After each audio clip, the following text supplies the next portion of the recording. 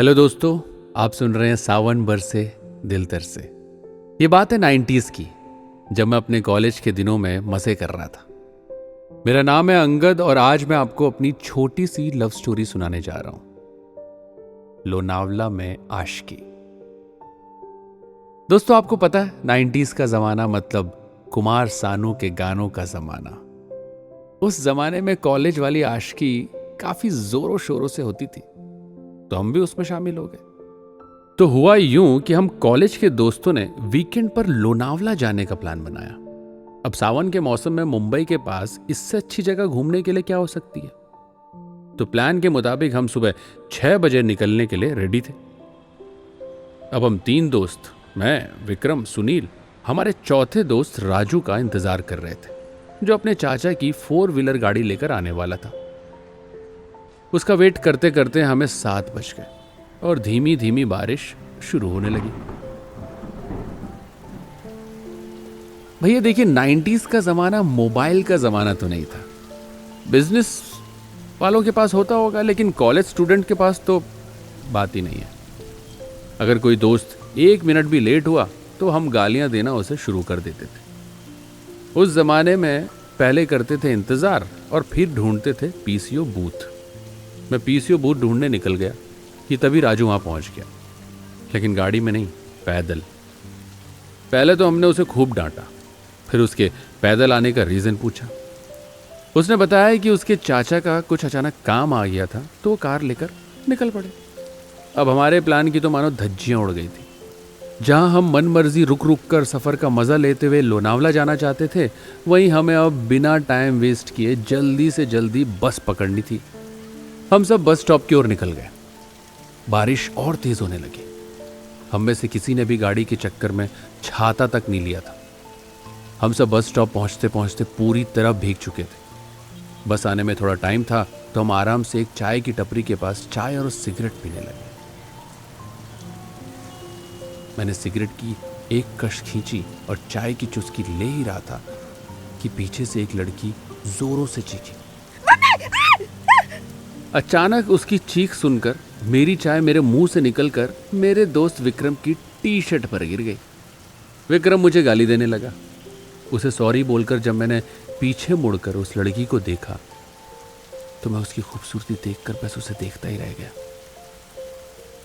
वो बेहद खूबसूरत थी दोस्तों। उसने लॉन्ग डेनिम स्कर्ट और वाइट शर्ट नॉट बांधकर पहनी हुई थी। उसके घने बालों में एक वाइट कलर का हेयर बैंड, जिसमें वो बहुत क्यूट लग रही थी। मैं उसे बस देखता ही रह गया यार। वो बारिश के मेंढक की वजह से डर गई थी एक्चुअली, जो उसके पैरों के ऊपर छलांग मारकर चला गया था। उसका घबराहट से दिल धड़क रहा था और मेरा उसे देखने से।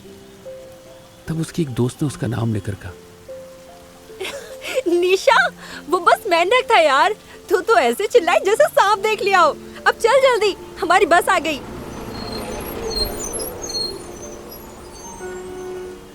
और तभी मेरे दोस्तों ने भी मुझे चलने के लिए कहा, क्योंकि जो निशा की बस थी वही बस हमारी भी थी। भाई मजा आ गया।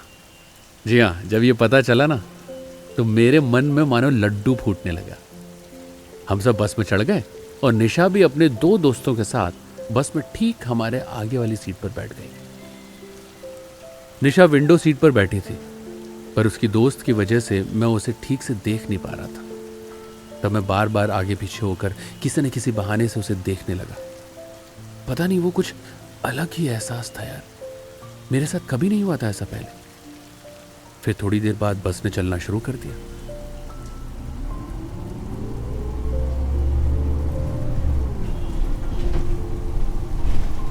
मेरे दोस्त ने बैग से एक टेप रिकॉर्डर निकाला और उस दौर के सबसे चहेते सिंगर कुमार सानू के गाने बजाने शुरू कर दिए।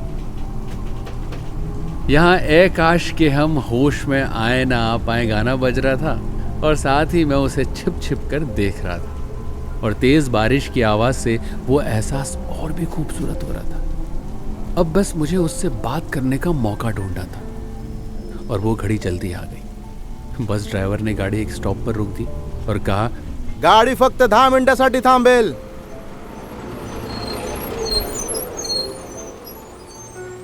अब मेरे पास सिर्फ 10 मिनट थे, 10 मिनट कुछ करने के लिए। मेरे दोस्त मुझे भी उठाकर बस से बाहर ले जाना चाहते थे, पर मैंने नींद का बहाना करके उन्हें भगा दिया, क्योंकि निशा भी बस में ही बैठी थी। उसकी दोनों दोस्त नीचे शायद कुछ खाने का सामान लेने उतर गई थी। अब निशा खिड़की के बाहर हाथ निकालकर बारिश की बूंदों से खेल रही थी और मैं उसे वही बस देख रहा था। मैंने हिम्मत करके उसे एक्सक्यूज मी कहा। उसने पलट कर जवाब दिया। हाँ जी बोलिए। मैंने कहा, आपका नाम निशा है ना? उसने हैरानी से पूछा। हाँ, पर आपको कैसे पता? मैंने फिर से हंसते हुए कहा, वो आप बस स्टॉप पर बहुत अच्छा चिल्लाई थी। उसने हंसते हुए कहा। अरे एक्चुअली वो मैं मेंढक से डर गई थी। मैंने उसे बताया कि कैसे उसके चीखने की वजह से मेरे मुंह से चाय निकलकर मेरे दोस्त पर गिर गई थी। ये सुनते ही वो जोरों से हंसने लगी।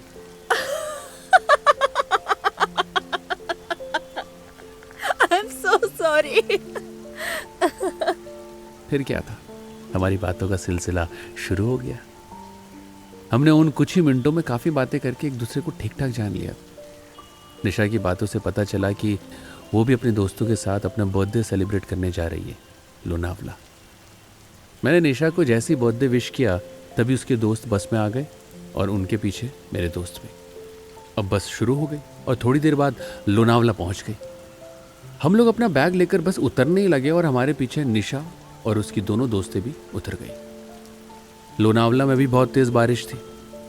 मैं और मेरे दोस्त भागते हुए एक चाय की टपरी पर पहुंच गए और निशा अपने दोस्तों के साथ छतरी में आराम से आ रही थी। निशा ने मुझे दूर से एक बड़ी सी स्माइल दी। उसकी स्माइल देखकर मेरे चेहरे पर और बड़ी स्माइल आ गई और जैसे जैसे निशा नज़दीक आ रही थी मेरी धड़कनें तेज होने लगी थी।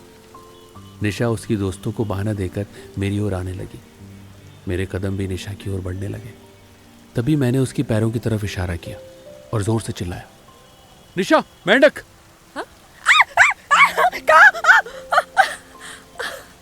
बस क्या था, मेरी आवाज सुनकर निशा इतनी हड़बड़ाई, इतनी घबराई कि फिसल कर सीधे मेरी बाहों में गिर गई। उसका डरा हुआ चेहरा देखकर मैं हंसने लगा। वो भी मेरे मजाक को समझकर हंसने लगी।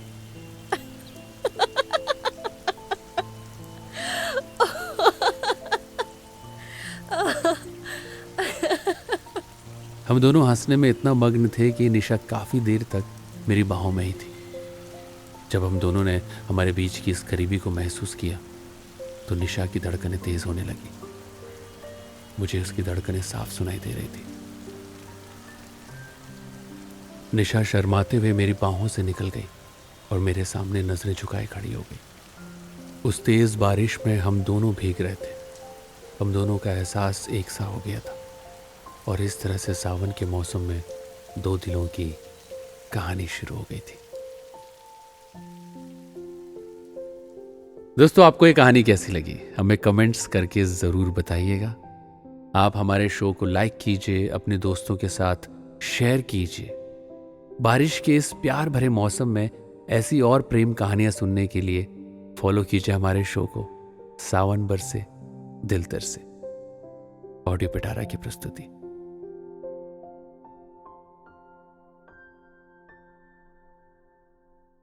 ऐसे ही इंटरेस्टिंग पॉडकास्ट और ऑडियो स्टोरीज के लिए सुनते रहिए ऑडियो पिटारा।